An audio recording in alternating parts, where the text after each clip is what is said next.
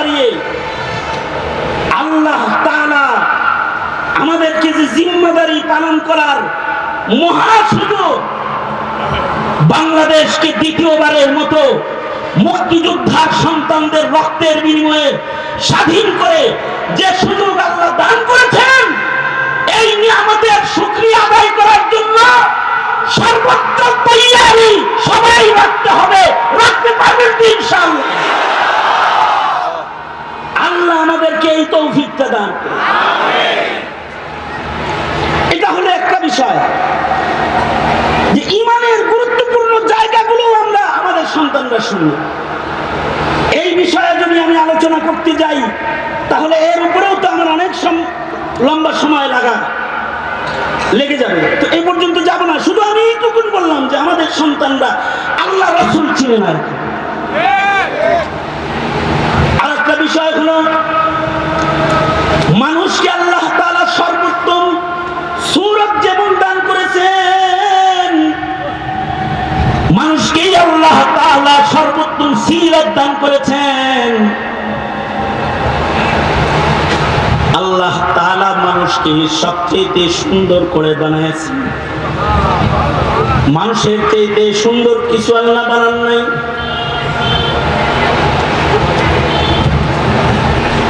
আহসানি তাকওয়িম, সর্বোচ্চ সৌন্দর্য আল্লাহ মানুষকে দান করেছেন।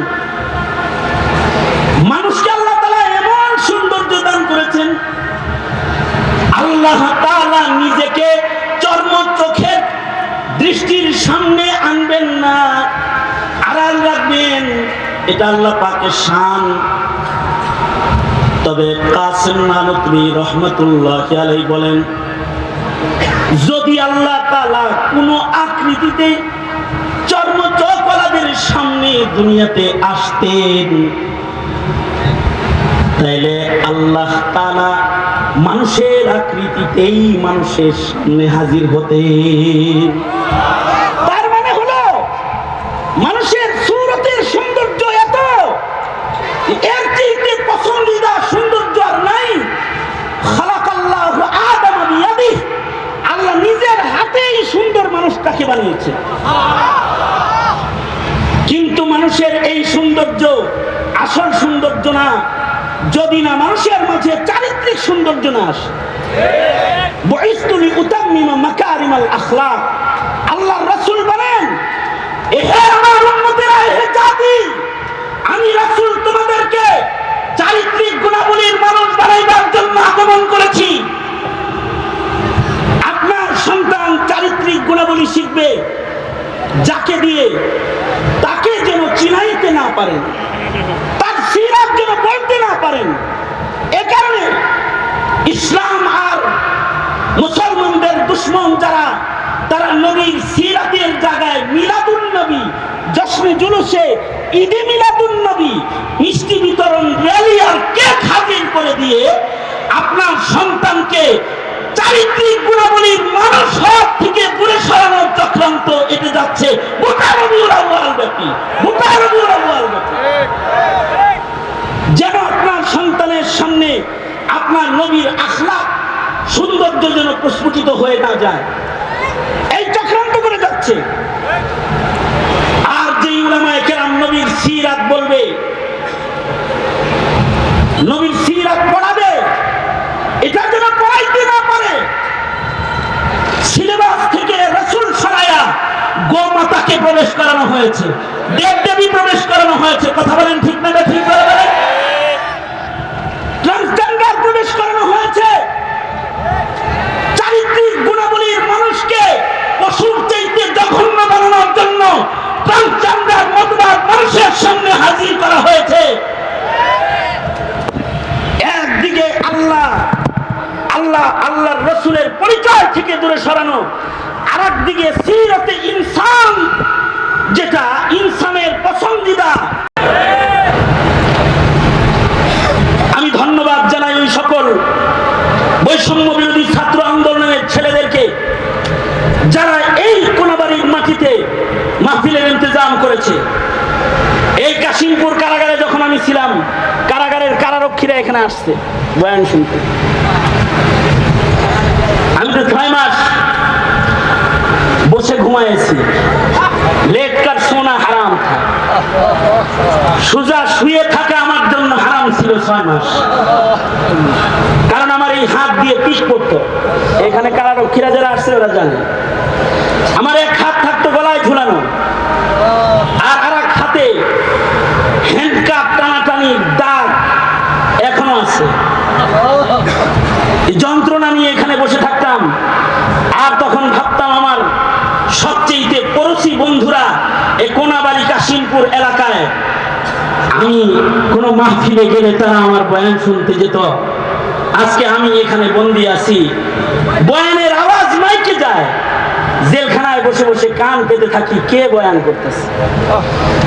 এটি শুধু আমার অবস্থা নয়, এটি শাইখুল হাদিস ইবনে শাইখুল হাদিস মামুনুল হক আল্লামা জুনায়েদ বাবুনগরী থেকে শুরু করে জুনায়েদ বাবুনগরীর সৈনিক যারা রয়েছে এদের সকলকে এই কঠিন সময়ে জেলখানায় বছরের পর বছর সময় কাটাতে হয়েছে বন্দি সেলের ভেতরে।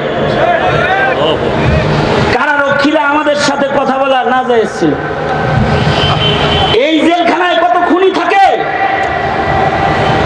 কত সন্ত্রাসী থাকে, কত আন্ডারওয়ার্ল্ডের বড় বড় অপরাধীরা থাকে। তারা জেলখানার যখন ছুটির টাইম হয়, সবাই যখন ভেতরে আটকানো হয়, তখন তারা ব্যাডমিন্টন খেলে। আর উলামায়ে কেরামকে 24 ঘন্টা সেলের ভেতরে আটকায় রেখে নির্যাতন করা হয়েছে বছরের পর বছর। অপরাধ কি উলামায়ে কেরামে? অপরাধ হলো উলামায়ে কেরামের তারা এই জাতিকে তাওহীদ চিনায়, রিসালাত চিনায়, ইসলাম চিনায়, কোরআন চিনায়, এটাই অপরাধ। সুতরাং জাতি সতর্কতা লাগবে। এই ছাত্র জনতা যারা মাহফিলের মাধ্যমে কিছু তাওহীদের আলোচনা, কিছু রিসালাতের আলোচনা আপনাদের কানে দেওয়ার প্রয়াস যারা করেছে, তাদের উত্তর উন্নতি কামনা করছি। আপনারা দেখেছেন বন্যায় ক্ষতিগ্রস্তদের সহযোগিতা এবং বৈষম্য বিরোধী ছাত্র আন্দোলনে যারা শহীদ হয়েছে, জীবন দিয়েছে, তাদেরকে আর্থিক সহযোগিতা করার মানুষের আজকের এই সম্মেলন এটা আয়োজন করা হয়েছে। তাই ওদের সাথে একাত্মতা ঘোষণা করে আমি দোয়ার পূর্বে আপনাদের কাছে একটু ব্যাগ ভলেন্টিয়ার পাঠাইতে চাই। আপনারা ওদের এই সুউদ্যোগ ক্ষতিগ্রস্ত মানুষের পাশে দাঁড়িয়ে মানবতার কল্যাণে মানবিক আদর্শ যেটা তারা বাস্তবায়ন করতে চায়, এর সাথে দোয়ার আগে আপনারা একটু শামিল হইবেন। রাজি আছেন না ইনশাআল্লাহ? আপনারা ওদের পক্ষে না বিপক্ষে? ওরা কোরআনের কথা বলতে চায়, কোরআন শোনাইতে চায়, পক্ষে না বিপক্ষে? ওরা মজলুমের পাশে দাঁড়াতে চায়, ক্ষতিগ্রস্তদের পাশে দাঁড়াতে চায়, আপনারা পক্ষে না বিপক্ষে? কারা কারা পক্ষে আছেন হাত তোলেন, হাত তোলেন, সোজা করেন, মোট করেন, জোরে বলেন বিসমিল্লাহ, আর আস্তে করে বলেন বিসমিল্লাহ, জোরে আওয়াজ করে বলেন বিসমিল্লাহ। এবার পকেটে হাত দেন, যার পকেটে যা আছে বাইর করেন। আর ছাত্র ভলেন্টিয়াররা তোমরা একটু 5 মিনিটের ভেতরে একটু চক্কর লাগায় দাও। এই চক্করটা শেষ হয়ে গেলেই আপনাদেরকে নিয়ে ইনশাআল্লাহ আখেরি মুনাজাতের দিকে চলে যাব। এই কোনাবাড়ির উলামা মাশায়েখ যারা এসেছেন, এখানে যারা উপস্থিত রয়েছেন, সর্বস্তরের বিভিন্ন সংগঠনের উলামায়ে কেরাম এখানে রয়েছেন, সকলকে আন্তরিক মুবারকবাদ জানাই, ধন্যবাদ জানাই যারা গভীর রাত পর্যন্ত মাহফিলে বসে থেকে ছাত্র জনতাকে সাহায্য করেছেন, এই মাহফিলকে সফল করেছেন।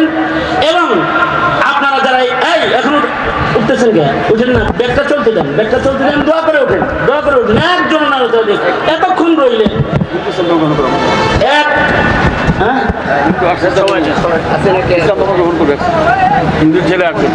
আসো আসো আসো, তাড়াতাড়ি আসো।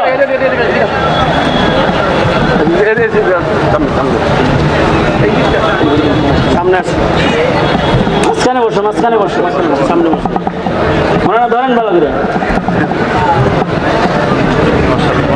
বলো আমার সাথে, লা ইলাহা ইল্লাল্লাহু মুহাম্মাদুর রাসূলুল্লাহ আশহাদু আল্লা ইল্লাল্লাহ ওয়া আশহাদু আন্না মুহাম্মাদান আবদুহু ওয়া রাসূলুহু।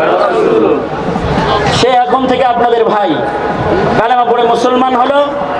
তুমি সবাইকে সালাম দাও। আসসালামু আলাইকুম। ওর একটা নাম, ওর নাম ইব্রাহিম। বলেন নাম কি? আর ইব্রাহিম আলাইহিস সালাতু ওয়াস সালামের শান হলো কানা হানিফাম মুসলিমা। তিনি আল্লাহকে কাফেরের ঘরে জন্মগ্রহণ করার পরে একা একই খুঁজে বের করেছেন এবং শিরিক মুক্ত মুমিন তিনি। এটার গ্যারান্টার স্বয়ং আল্লাহ। সে মাহফিলে এসে এই নওজোয়ান যুবক কালেমা পড়ে মুসলমান হয়েছে। আজ থেকে তার নাম ইব্রাহিম। সে আমাদের ভাই ইনশাআল্লাহ।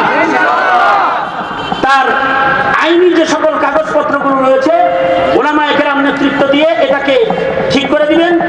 আর সে যেহেতু আমাদের ভাই হিসেবে আজকে আমাদের দলভুক্ত হয়েছে, তার দ্বীনি কল্যাণে আপনারা যদি কেউ চান, আল্লাহ রাসূল সাল্লাল্লাহু আলাইহি ওয়াসাল্লাম কেউ নতুন মুসলমান হলে তাকে হাদিয়া দিতেন এবং সাহাবায়ে কেরামদেরকে বলতেন, তোমরা আমাদের নতুন ভাইকে সহযোগিতা করো।